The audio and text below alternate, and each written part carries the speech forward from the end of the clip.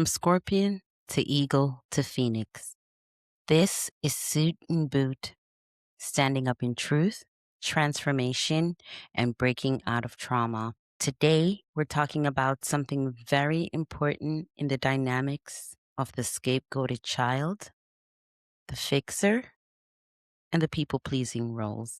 So in episode 7 of the podcast, we named the roles of the scapegoated child and the fixer. We also talked about the people pleaser. But today, I want to talk about what those roles represent and what they do to you in the roles of trauma. Because those roles, they don't just shape your behavior, they shape your nervous system, your identity, and your sense of belonging. Now, these are the roles that we're talking about here: the fixer, the people pleaser, and they affect our lives in such a crazy, incredible way. And especially me, because I'm speaking from the lens of lived experience, how your identity and your sense of belonging, they create this gaping wound.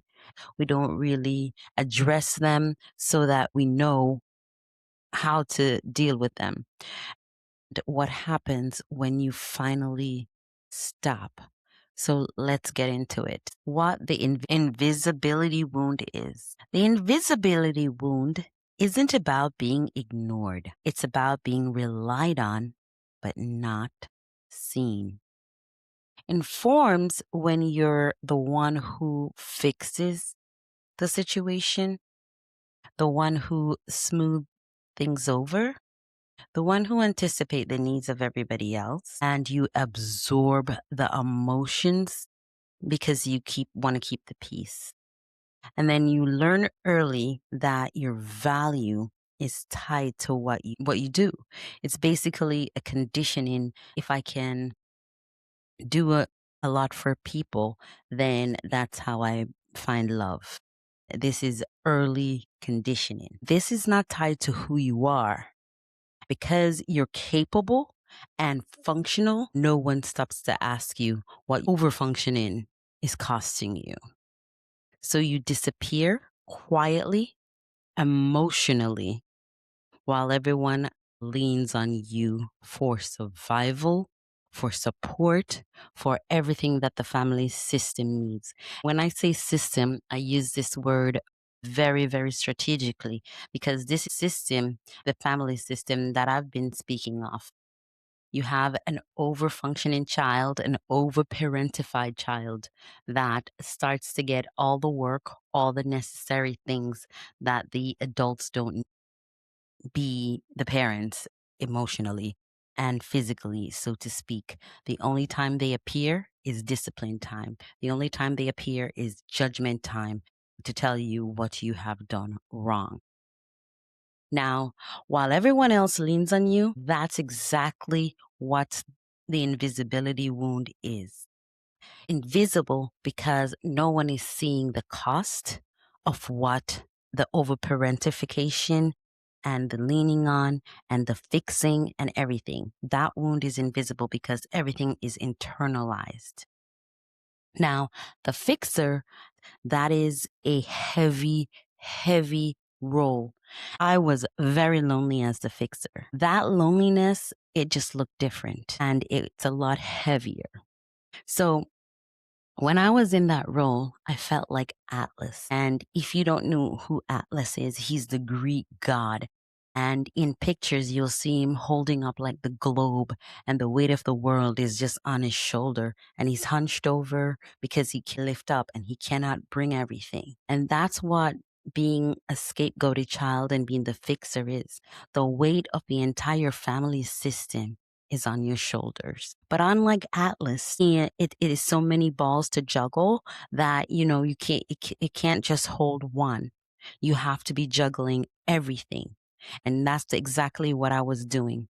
I was juggling, trying to be the perfect daughter, a great wife, a supportive sister, a good aunt, the dependable friend. I was managing my emotions, my expectations, my disappointments, and I was handling everybody else's also. And let's not forget that I was also trying to be the perfect student because I was in law school.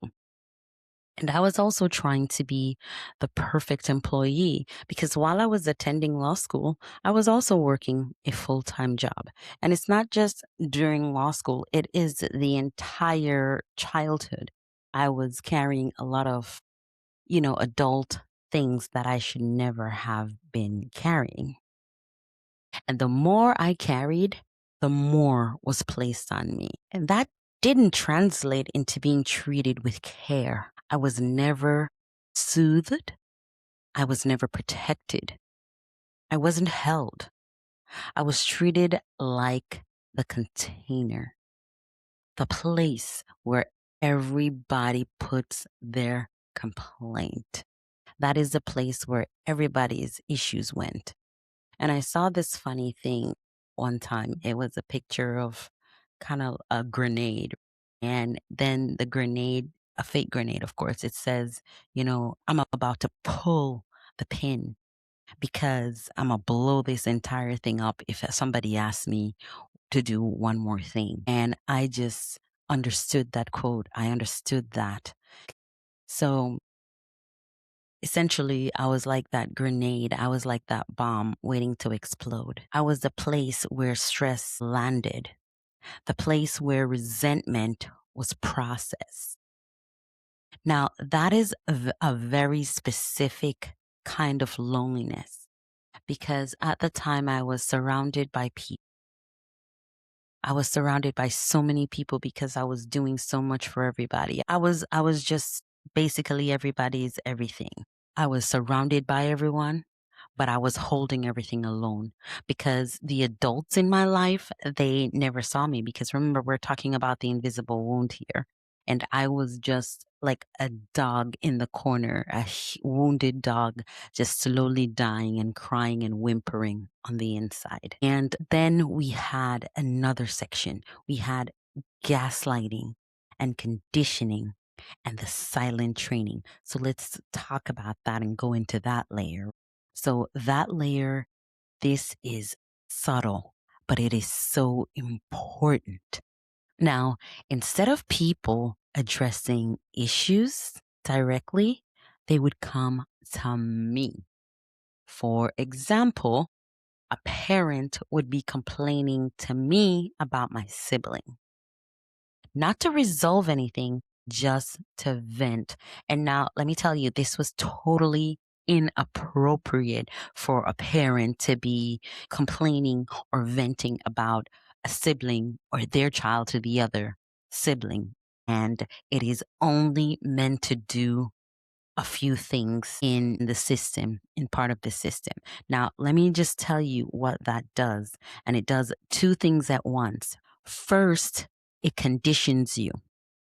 It conditions you to say, don't ever treat me this way or don't ever do this to me because I'm going to treat you like how I'm telling you I'm treating my sister. And I'm going to talk about you when you do this to me. So you better behave yourself. You better be a good little girl or else this is what's going to happen to you.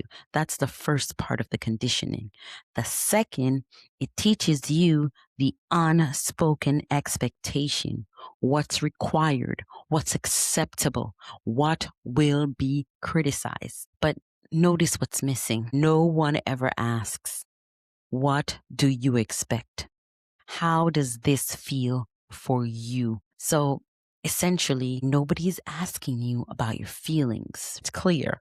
Nobody is saying how this little girl or little child is seeing things. So what do you do? Because nobody's explaining the rules to you. You think this is an unspoken rule. This is part of the system.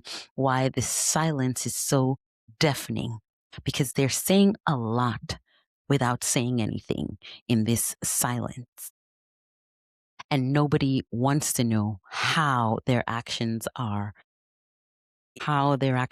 causing you harm or grief. So you learn to anticipate, you learn to perform, and you learn to overgive. Not because you're generous. You're not overgiving because, oh, you're such a kind person. Not that you're not kind, but this is not the reason that you're giving away and you're giving everything.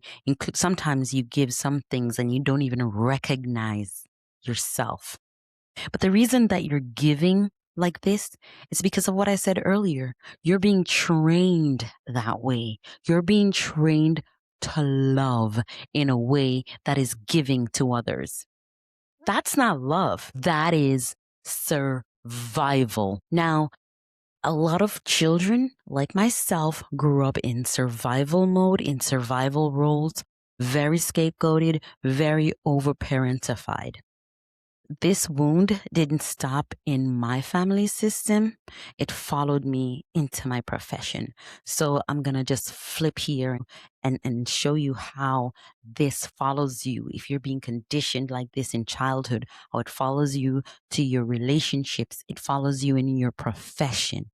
So the family system just kind of extended it. They kind of put it into you and you bring it out there into the world. You bring it out there into your professions and your relationships. And that's exactly what I do. And it's harder for me being in basically one relationship for 32 years. So I never had comparisons. So when I was in law school, I was the perfect student, or I was, putting on the traits and personalities of a perfect student. And let me explain what I mean by that. I read every chapter. If a professor called on me, I was ready. I did the work. But even then, I didn't feel like I belonged. And now this was important for me because I was always prepared and I did the work because I didn't see the people in my life, in my childhood, doing the work. They weren't prepared. They had bad behaviors. They were, some of them were cheaters. Some of them, they just said nasty things to people. They didn't do anything exactly as they were preaching to us. Now, going back to this study group, there were 6 people already formed in this study group while I was in law school, and I wanted to be a part of it, but I didn't feel like I could just join. I felt I had to prove myself to them first. I performed instead of just going in and saying, hey guys, you have room for one more? So here's how I performed. I would pop in to the room for like 10 minutes, 15 minutes, and I would listening to the dynamic. I would hear what's going on. And sometimes they were struggling and sometimes they needed the answer. And I would just drop the answer in there because remember, I was prepared. I had read already. Sometimes I even read ahead. Okay. And so I was prepared. So I would just drop the answer and I would answer everything. Boom, boom, boom. I thought I was doing a great thing and I thought I was being helpful. And then I'd leave. No discussion, no back and forth, no connection. Needless to say, these people in my law school class, and if any one of them listened, they'll tell you they were super frustrated with me. They were wondering, why is this girl doing this? She's just doing this and dropping the answers and going and acting like she's coming here and fixing everything. That's because I'm a fixer. That's what I do. And they were rightly frustrated because they didn't understand the system that I grew up in, because not everybody grew up in this system. Not everybody was raised to be a fixer. Some children stayed children when they were younger. They didn't get over-parentified. They didn't get taught to be the fixer. So rightfully so, they did not understand that. And what they saw and what they thought I was trying to do, I was trying to dominate, because law school is it's a dog-eat-dog world. It's very competitive. So needless to say, some of my section, and I call them section 5, my study group, the dictas, it's a law term. And the dictas at the time, we did not know. They didn't know that I wasn't trying to dominate. I was trying to belong without being rejected. And I didn't feel safe staying. That's why I popped in 10. So what I was doing, I was trying to earn my place. I thought if I let these people know that I had the answer for these problems, that's a place that I would earn myself, that I'd earn myself through competence instead of connection. That's what I did. It was like a robotic thing to do. And it's funny enough, I've been called a robot before because I didn't have people skills. Sometimes I still think that I don't have people skills. Now, that's one of the signs and that's one of the side effects of the invisible wound in professional clothing. I'm misunderstood, it's interpreted, rightfully so. Now, let me just tell you what the cost of earning respect instead of belonging does. Right now, that's how I learned respect. That's how I earned it. That's how I learned that it's supposed to be. And, you know, that's my survival mode kept that going. But that is a heavy, heavy way to learn respect. It's heavy carrying what you already carry from your family, right? And then entering a world where you feel like you have to prove yourself all over again. I had my family system to survive, my profession to excel in, and myself to justify. That's not confidence, that's endurance. Now, I will tell you, that is the fixer role wearing a suit. Let me tell you the present day parallel. Even now, I see it echoes of that role. In law school, we would have law school Fridays on Thursday nights because that was the last day of law school. And I was at every law school Friday. Sometimes I was the one initiating them. When my friends invited me on to anything, a study group, a study session, I was always there. I was always present. I always showed up for everyone, but I never showed up for myself. And now the echoes of that role in professional spaces, clients, the people, they lay out their problems. It's all urgent. It's very emotional. It's very overwhelming. Because, and this is the caveat, they think because I'm capable, I can do it, I'm trained, I'm a lawyer, and I'm a good lawyer, and I'm conscientious. There's an unspoken expectation that I will carry it. Yes, clients are paying me, but not to carry the burdens that they created, not to fix their emotional problems that they got themselves into, and then turn around and place a judgment. But this is the thing. When you're good at holding things, people confuse that with unlimited capacity. There's no unlimited capacity. No one has that. No matter how you compartmentalize, no matter how much you carry without breaking, your capacity, it's not unlimited. They don't ask how your body is doing, how your nervous system is doing, how much it costs you. They're paying you. So they think it's no cost to you, it's a benefit. But it's all a cost if someone emotionally dumps everything on you.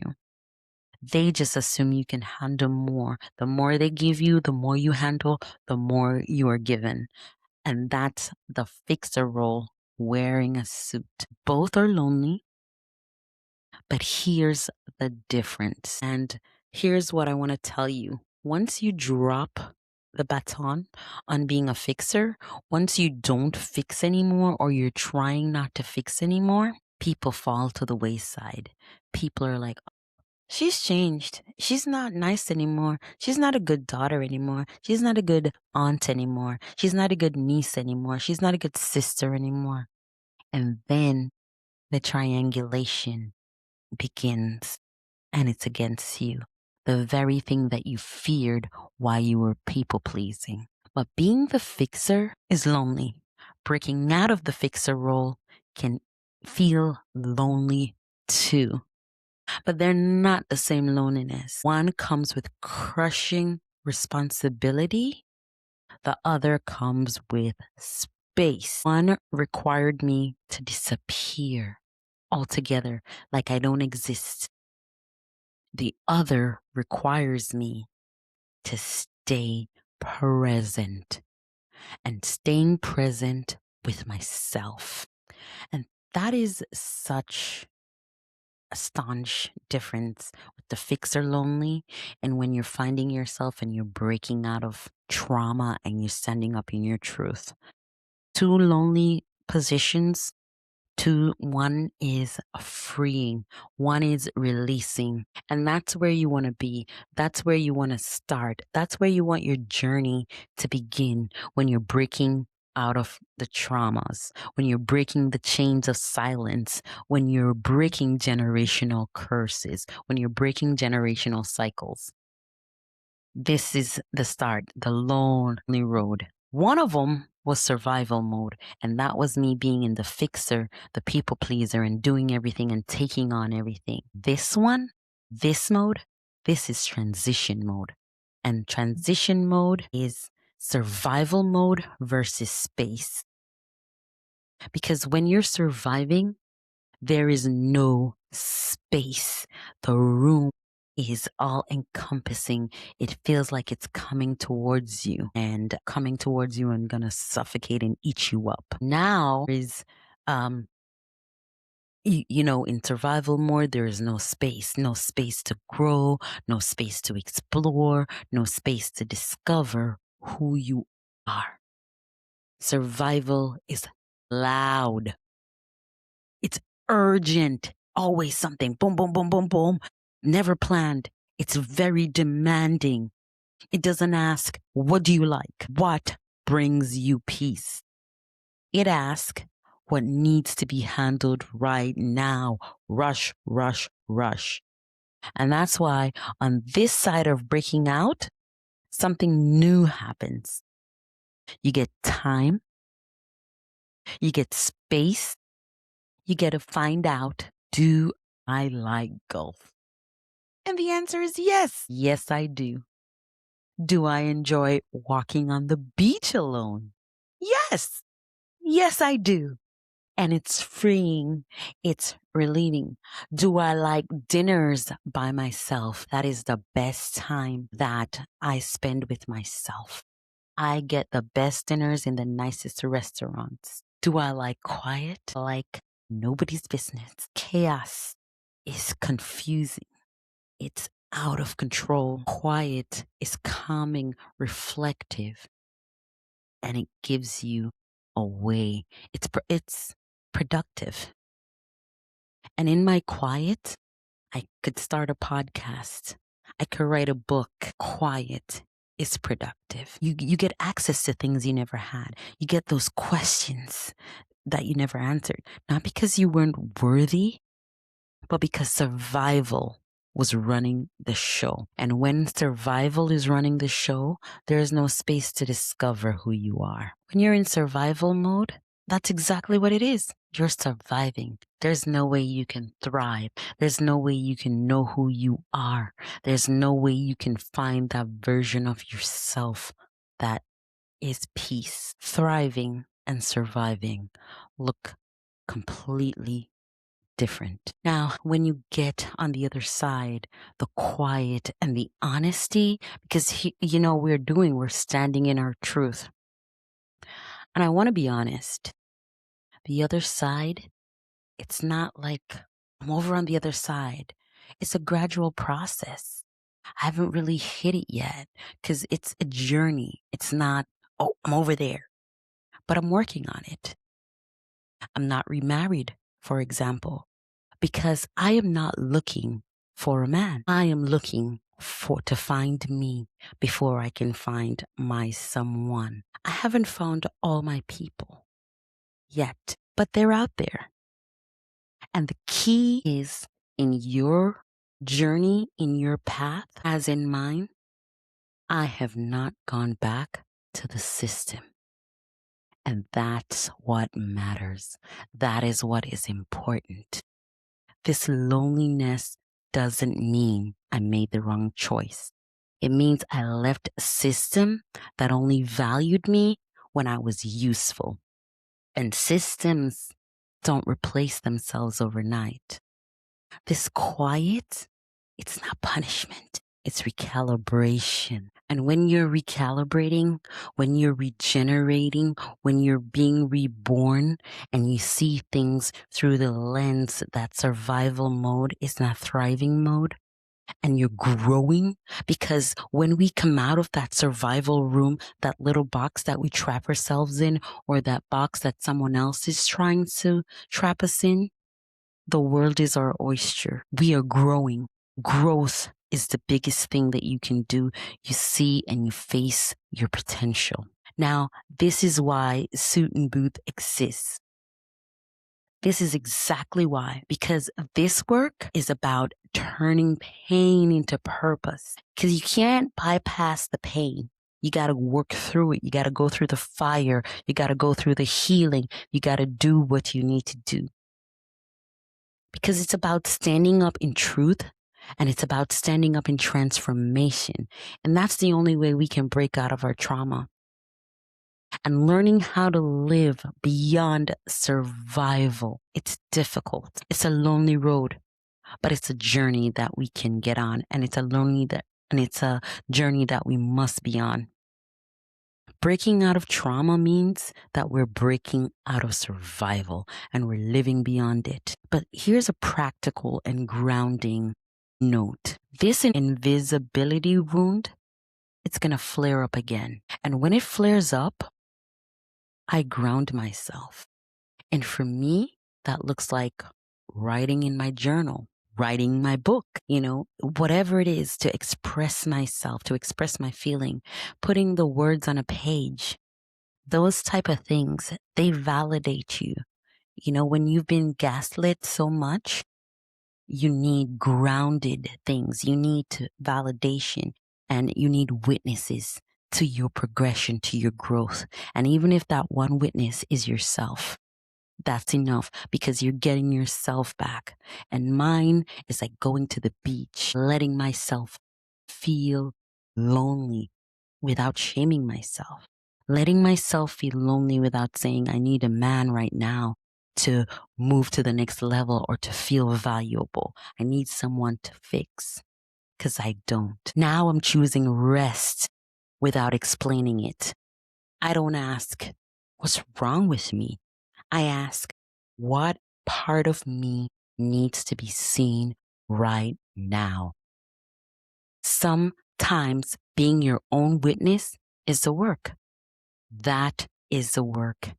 And that's why I created Suit and Boot again, standing up in your truth and transformation. Now, we're going to do the Scorfinagle reflection. And the Scorfinagle reflection is something new. It's a part of my book, The Scorpion, the Eagle, and the Phoenix. And the scorpion is the survival stage. The eagle stage is the seeing and the sight, when you're seeing things clearly. And the phoenix is the burning down of the negativity and the reflection. Now, the scorpion phase is where the fixer is born. You survive by carrying. You stay safe by anticipating. You believe love is something you earn through labor. Through that labor comes the eagle face. You see the trade you were making, belonging in exchange for self-erasure. And in this eagle phase, you do a lot of things. Like me, for example, I went out and got degrees and I stacked them up like they were, magazines or something. And I learned to do everything on myself. But in that stage, I was pretty much erasing my emotions, my feelings, my connection. And this is where my Phoenix phase came in. My emotions are coming back. I'm feeling, I'm living. I'm not just popping into study group with my friends and giving the answers. I'm making connections. And now I'm in my Phoenix role. It's not perfection, but it's relief.